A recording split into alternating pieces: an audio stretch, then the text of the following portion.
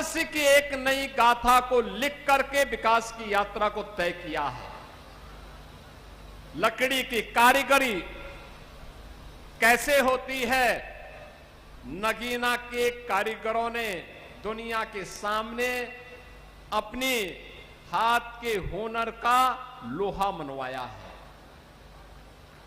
और ऐसी पावन धरा में आकर के मुझे सचमुच अच्छा लगा। जब मैं बिजनौर में आया, यहां का सुहावना मौसम, मां गंगा का सानिध्य, और 9 वर्ष पहले जो बिजनौर जिसके बारे में लोग कहते थे कि गंदगी है, आज मुझे बहुत अच्छा लगा।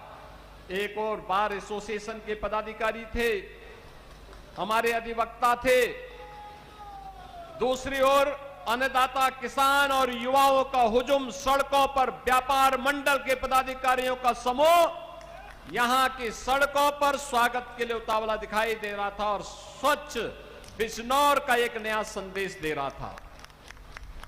अंतःकरण से बिजनौर की इस प्रगति को देख करके प्रसन्नता की अनुभूति होती है। और इसीलिए तो विकास का पैमाना क्या तय होगा, अब लखनऊ में नहीं तय होता है, आपके द्वारा चुने गए जनप्रतिनिधि तय करते हैं। आपका सांसद, आपके विधायक, आपके जिला पंचायत अध्यक्ष, ये सभी लोग मिलकर के तय करते हैं कौन सी सड़क बननी है, कौन सा फ्लाईओवर बनना है, कौन सा ब्रिजेज बनना है, और उसको लेकर के फिर हम लोग आगे बढ़ करके लखनऊ से हम पैसा भेजते हैं, दिल्ली से पैसा भेजते हैं, योजना को आगे बढ़ाने का काम ये जनप्रतिनिधि करते हैं। बहनों और भाइयों, क्या 2017 के पहले भी बिजनौर की स्थिति थी? याद करना, मुझे कई बार बिजनौर आने का अवसर प्राप्त हुआ है, लेकिन 2017 के पहले मुख्यमंत्री बिजनौर नहीं आते थे, बोलते थे मुख्यमंत्रियों के लिए अपशकुन है। अब मैं कहता हूं वे स्वयं ही अपशकुन थे, जिसके लिए बिजनौर उनको स्वीकार नहीं करता था। अरे जिस धरा में भगवान कृष्ण आने के लिए आतुर रहे हो, महात्मा विदुर के घर साग खाने के लिए, उस पावन धरा में कौन नहीं जाना चाहेगा? जहां मां गंगा का सानिध्य प्राप्त हो रहा हो, उस धरा में कौन नहीं आना चाहेगा? और मुझे बहुत अच्छा लगता है जब मैं बिजनौर में आता हूं, यहां की समृद्धि को देखता हूं, यहां के अन्नदाता किसानों की मेहनत को देखता हूं, यहां के नौजवानों की ऊर्जा को देखता हूं, यहां के व्यापारियों के नवाचार को देखता हूं, यहां के कारीगरों की उद्यमशीलता को देखता हूं। मुझे लगता है कि कुछ विशिष्ट है बिजनौर में, इसीलिए तो बिजनौर है। और उसी विशिष्टता के लिए आपका आह्वान करने के लिए आज मैं आपके बीच आया हूं कि बहनों और भाइयों, इस विशिष्टता के लिए डबल इंजन की सरकार चाहिए थी, और वह प्रधानमंत्री मोदी जी के नेतृत्व में, प्रधानमंत्री मोदी जी के मार्गदर्शन और नेतृत्व में आज आपको देखने को मिल रहा है। हम लोग पहले भी हाईवे बना रहे थे, और अब तो हम लोगों ने घोषणा कर दी है कि गंगा एक्सप्रेसवे को भी हम यहीं से होकर के हरिद्वार तक पहुंचाने का काम करने जा रहे हैं।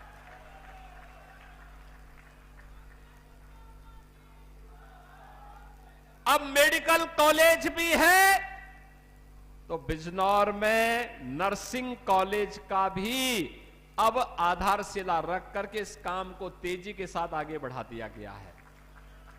अब बिजनौर की बेटी नर्सिंग क्षेत्र में जाकर के अपना परचम लहराएगी। 100% प्लेसमेंट की गारंटी किसी क्षेत्र में दी जा सकती है तो वह नर्सिंग के क्षेत्र में दी जा सकती है। अब बिजनौर की बेटी को बिजनौर के बाहर नहीं बल्कि यहीं पर स्थापित होने वाली नर्सिंग कॉलेज में उसको सारी शिक्षा की व्यवस्था प्राप्त होगी। बहनों और भाइयों, यह काम 17 के पहले भी हो सकता था। याद रखना, अन्नदाता किसानों ने मुझसे कहा था, ये हमारे जनप्रतिनिधि ओम कुमार हो, सुशांत हो, या फिर यहां पर हमारे अशोक राणा जी हो या अशोक कटारिया जी हो, इन सभी लोगों ने, चंदन चौहान जी हैं, जयंत चौधरी जी हैं, इन लोगों ने मुझे प्रस्ताव दिया था गन्ना किसानों के गन्ना मूल्य का दाम बढ़ना चाहिए। मैंने कहा कितना चाहिए? इन्होंने कहा 400 तक हो जाता तो बहुत अच्छा रहता। हमने कहा चिंता मत करिए, हम 400 ही कर देंगे।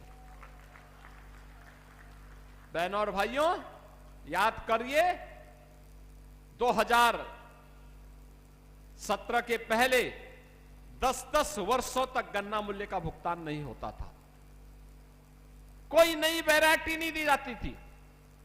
किसान परेशान था, नौजवान पलायन कर रहा था, व्यापारी भय के साये में जी रहा था। भय किस कदर था? 2016 में देश की सबसे बड़ी इन्वेस्टिगेशन एजेंसी एनआईए के डिप्टी एसपी और उनकी पत्नी का भी यहां पर गोली मार करके, यहां के गुर्गे और माफियाओं ने गोली मार करके हत्या कर दी थी। ये अराजकता थी बिजनौर में। सामान्य नागरिकों की क्या हाल रहे होंगे। और आज मुझे अच्छा लगता है, आज मुझे अच्छा लगता है कि हमने जो संकल्प लिया था अपराध मुक्त, अपराधियों से मुक्त उत्तर प्रदेश, आज वह बिजनौर भी माफिया और अपराध से मुक्त होकर के विकास के पथ पर तेजी के साथ अग्रसर हो रहा है। बहनों और भाइयों, जिन लोगों को दंगायुक्त, गुंडायुक्त, अपराध और माफिया से युक्त बिजनौर चाहिए था, ये वे बांटने वाले लोग हैं जिन्हें जिन्ना पसंद है। हमें जिन्ना नहीं, हमें गन्ना पसंद है। इसलिए गन्ना किसानों के गन्ना मूल्य का दाम भी बढ़ाया है, अपराध मुक्त भी किया है, कर्फ्यू मुक्त भी किया है, दंगा मुक्त भी किया है। और उसी दंगा मुक्त उत्तर प्रदेश की इस परिकल्पना का परिणाम है। पिछली सरकारें क्या करती थी? वे कहती थी कि अपराध और अपराधियों पे नियंत्रण नहीं हो सकता, उपद्रव को वे नियंत्रित नहीं कर सकते थे, तो इसलिए वे कावड़ यात्रा पे रोक लगा देते थे, जन्माष्टमी के आयोजन पे रोक लगाते थे, श्री रामनवमी की शोभा यात्रा पे रोक लगाते थे, दुर्गा पूजा के पंडालों को रोक लगाते थे। लेकिन अब अपराध और अपराधियों पर नियंत्रण है, कर्फ्यू मुक्त, माफिया मुक्त और दंगा मुक्त उत्तर प्रदेश है, तो धूम धड़ाके के साथ अब कावड़ यात्रा निकल रही है। अब कोई रोक नहीं है, श्री कृष्ण जन्माष्टमी पे कोई रोक नहीं है, रामनवमी की शोभा यात्रा पे रोक नहीं है, दुर्गा पूजा पंडालों पे कोई रोक नहीं है। धूम धड़ाके के साथ ये सभी कार्यक्रम हो रहे हैं। अब बेटी और व्यापारी की सुरक्षा में कोई सेंध नहीं लगा सकता और हमारा अन्नदाता किसान अपने खेत में जाने से अब डरता नहीं है। यह वह तस्वीर है जो आज के नए दौर में हम सबको देखने को मिल रहा है।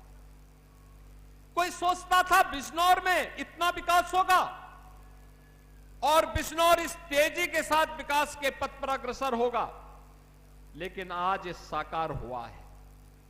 उसको साकार रूप देने में हम सफल हुए हैं, इसलिए क्योंकि आपने यहां पर उस योग्य जनप्रतिनिधि चुन करके भेजे हैं। आपने भेजे हैं, चंदन चौहान जी को आपने सांसद बनाया, आपने यहां से श्रीमती सुची चौधरी जी को विधायक बनाया, आपने कुंवर सुशांत सिंह को विधायक बनाया, आपने श्री अशोक राणा जी को विधायक बनाया, आपने श्री ओम कुमार को विधायक बनाया।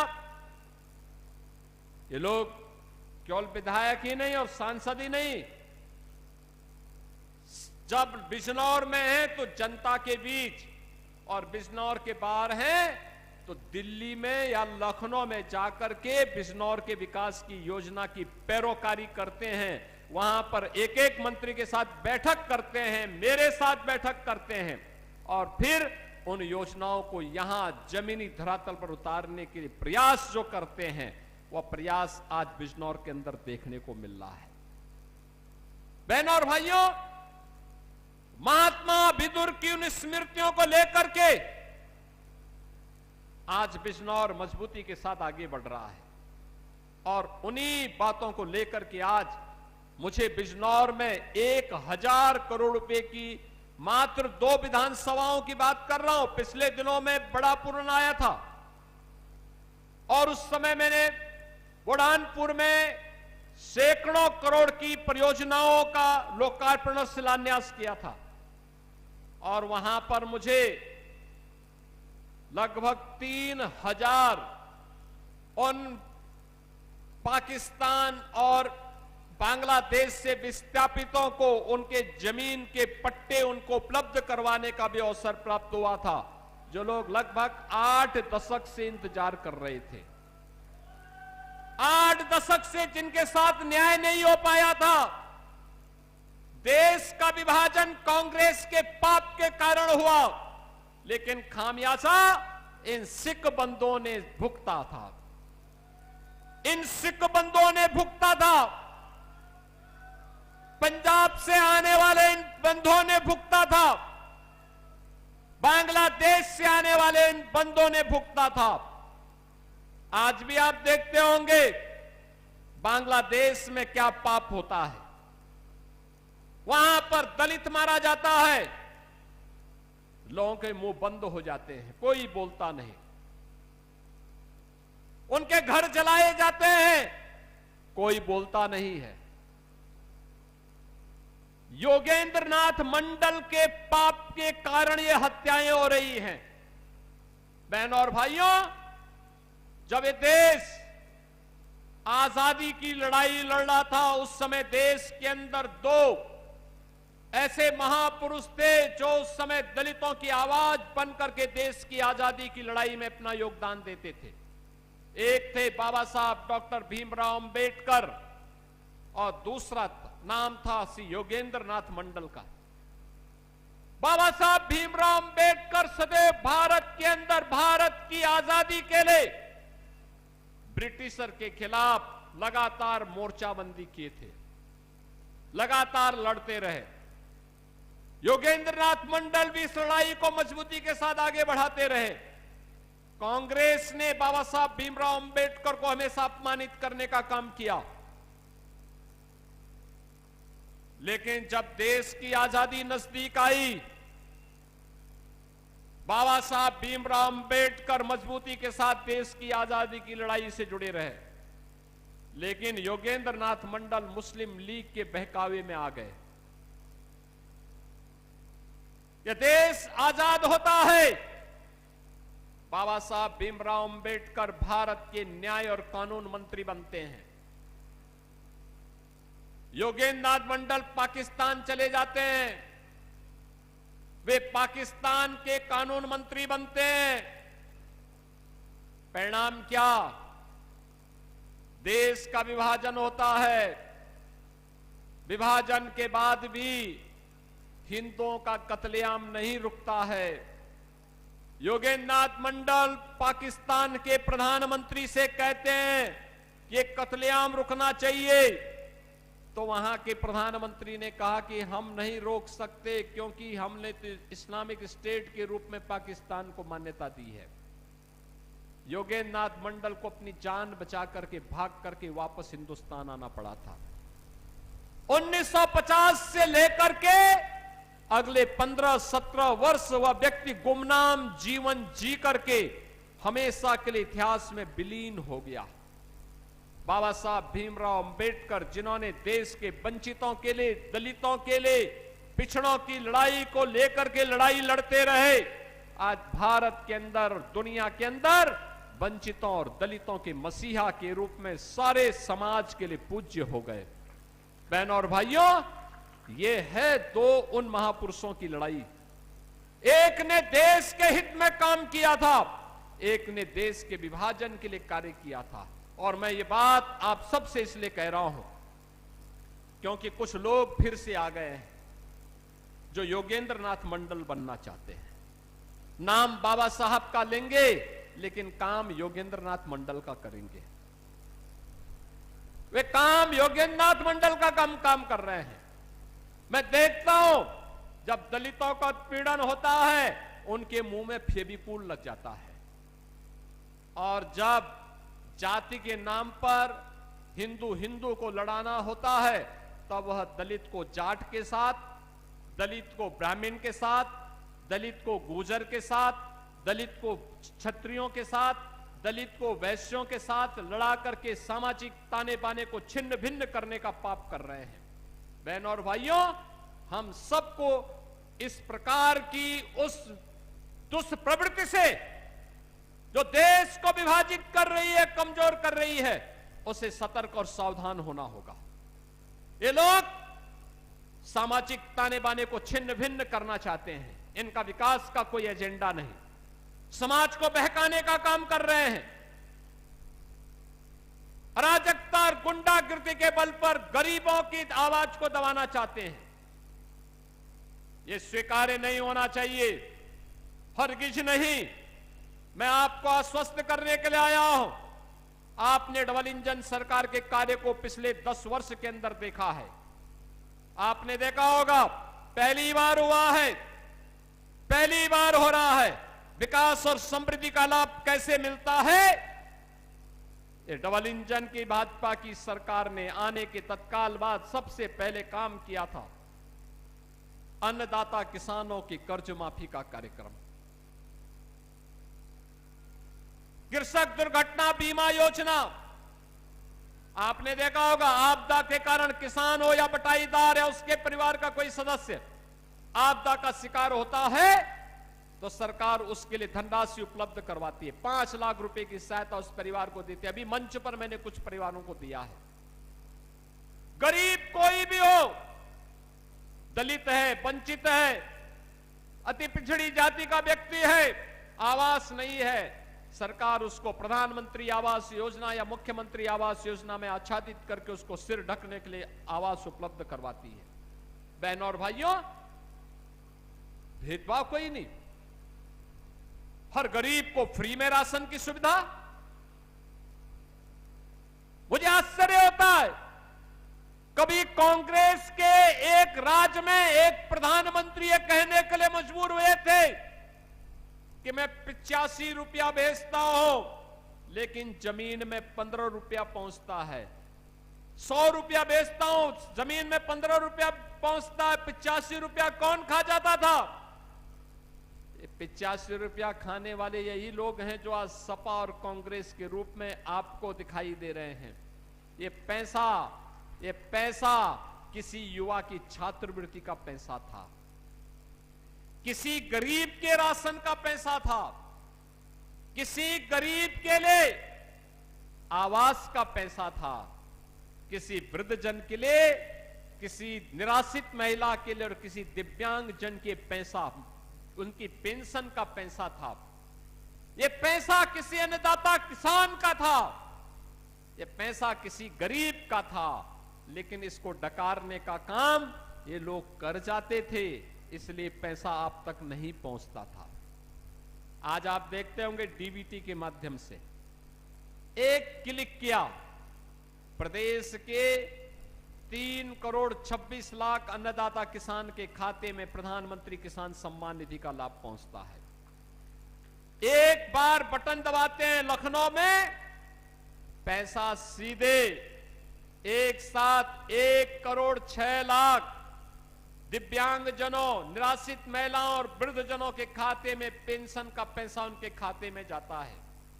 आज राशन की सुविधा का लाभ लखनऊ में बैठे बैठे, स्क्रीन में बैठे बैठे हम देख सकते हैं कौन सी फेयर प्राइस शॉप से राशन दिया जा रहा है।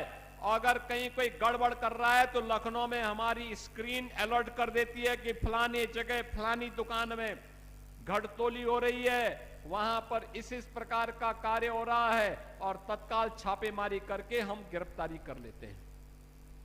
बहनों और भाइयों, कार्य करने की इच्छा शक्ति होती है तब कार्य होता है। आप मुझे बताओ, जो लोग बिजनौर ही नहीं आना चाहते थे, बिजनौर को अपशकुन मानते थे, अपशकुन इसलिए मानते थे क्योंकि बबुआ तो 12 बजे सो करके उठते थे, 12 बजे सो करके उठते थे, 2 बजे तक तैयार होते थे, फिर कुछ खा पी करके फिर उनके जिम जाने का समय हो जाता था, फिर उनकी अपनी मंडली बैठ जाती थी। तो जनता से मिलने की फुर्सत कहां थी? जनता से मिलने के लिए समय पे जगना होगा, जनता के बीच में जाना होगा, उनकी समस्याओं को सुनना होगा, जनप्रतिनिधियों से संवाद बनाना होगा और इस प्रकार के कार्यक्रमों के साथ आकर के अपने अपशकुन का दोषी बिजनौर जैसी पवित्र धरती पर नहीं थोपना होगा, तब जाकर के परिवर्तन होगा। बहनों और भाइयों, आज मैं आपको आश्वस्त करने के लिए आया हूं। अभी यहां पे श्रीमती सुची चौधरी जी कह रही थी फलाने फ्लाईओवर को बनाना है। हमने तो प्रस्ताव मांग दिया है, वो प्रस्ताव दे दे, तत्काल कार्य हम लोग उस पर प्रारंभ करवाने जा रहे हैं, कोई समस्या नहीं। आज विकास के लिए पैसे की कोई कमी नहीं, कोई कमी नहीं।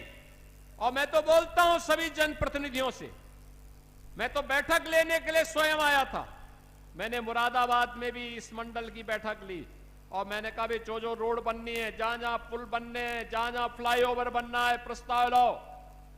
एकदम जनप्रतिनिधि के प्रस्ताव पे सारे कार्य स्वीकृत होंगे। एक एक गांव को कनेक्टिविटी देंगे, एक एक अन्नदाता किसान के चेहरे पर खुशहाली लाएंगे, एक एक नौजवान को नौकरी देंगे।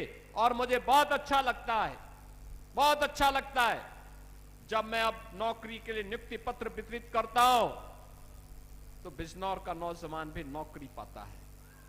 अंतिम कोने से जुड़ा हुआ व्यक्ति बिजनौर का, कोई नेटौर का है, कोई नजीमाबाद का है, कोई नूरपुर का है, कोई चांदपुर का है, कोई धामपुर का है, यानी अलग अलग जगह का नौजवान ये नौकरी पाता है। आज यहां पर स्वयं का उद्यम स्थापित कर रहे हैं नौजवान। हमारा किसान फिर से उद्यमी बन चुका है। यह यात्रा जब चलेगी तब इस यात्रा ने उत्तर प्रदेश को बीमारू राज्य से उभारा है। बहनों और भाइयों, मैं लखनऊ में बैठ करके केवल योजना बनाता तो यूपी बीमारूपन से दूर नहीं हो पाता। यूपी बॉटम 3 से आज टॉप 3 नहीं पहुंचता और आपका बिजनौर भी बॉटम 3 से टॉप 3 में नहीं पहुंचता। ये टॉप 3 में पहुंचने के लिए संघर्ष है, सामर्थ्य है,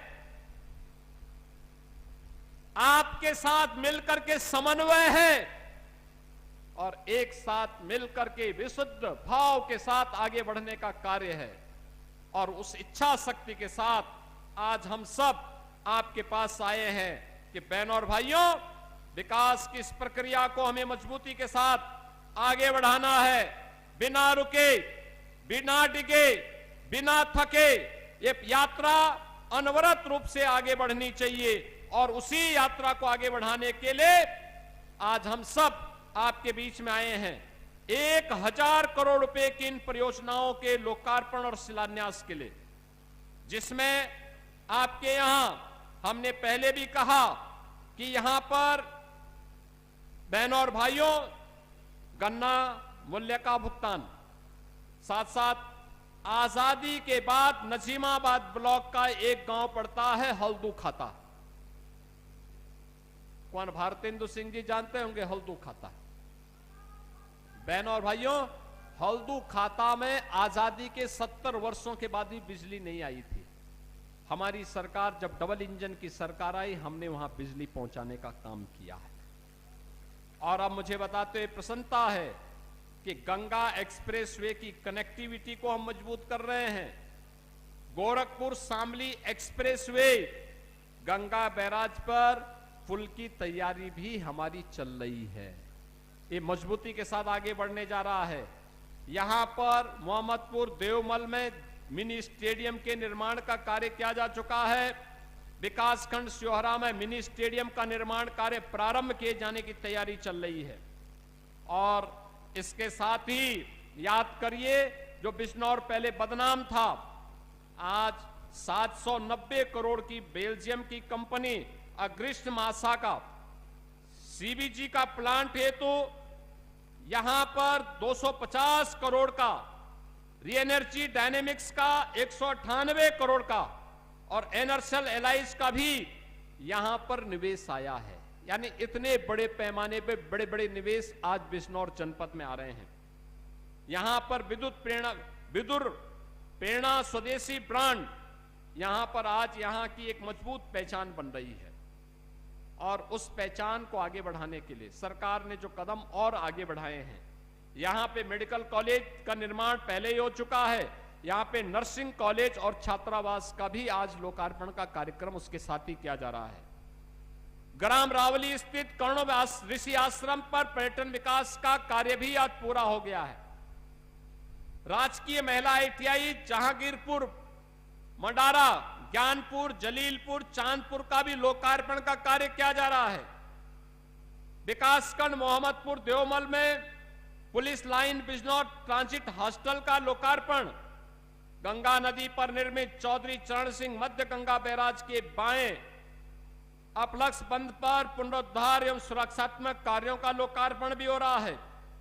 पानीपत खटीमा मार्ग पर 2 लेन में चौड़ीकरण सुदृढ़ीकरण के कार्य का, महात्मा विदुर मार्ग एवं बिजनौर मवाना मेरठ मार्ग के चौड़ीकरण सुदृढ़ीकरण के कार्य का और अमृत 2 के अंतर्गत मंडावर नगर पंचायत के पुनर्गठन पेयजल योजना का लोकार्पण का कार्यक्रम भी आज यहां पे संपन्न हो रहा है।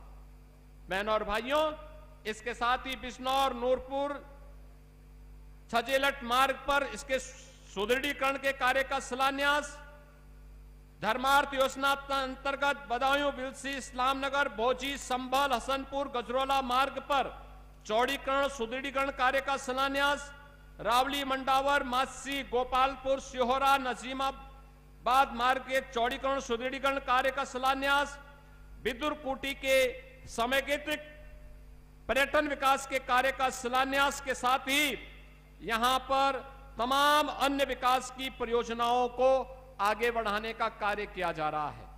ये जो योजनाएं आज आई हैं, मैं बिजनौर विधानसभा और चांदपुर विधानसभा की जनता जनार्दन को इसकी बधाई देता हूं। लाभ तो पूरा बिजनौर लेगा, लेकिन अन्य विधानसभाओं में भी हमारे कार्यक्रम लगेंगे, उनमें भी हम लोग आने वाले हैं।